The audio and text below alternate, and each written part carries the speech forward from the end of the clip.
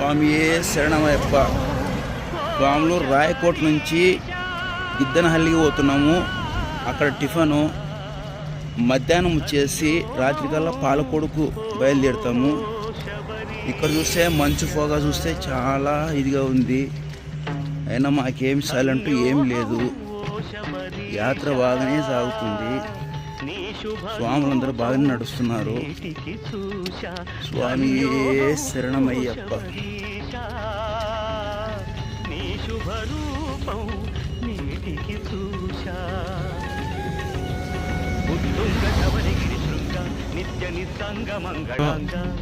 స్వాములు అందరు కలిసి ఇక్కడ భిక్షకు ఏర్పాటు చేసినారు. మా ఆటో స్వామి ఏదో టిఫిన్ చేసి పెట్టింటాడు. అందరం భిక్ష చేసి మళ్ళీ పాలకోడు 12 కిలోమీటర్లు ఉంది, అక్కడ బయలుదేరాలి.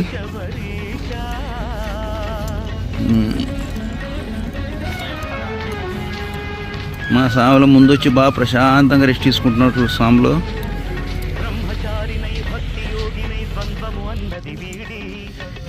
యాడి పెడతాం ఇరుములో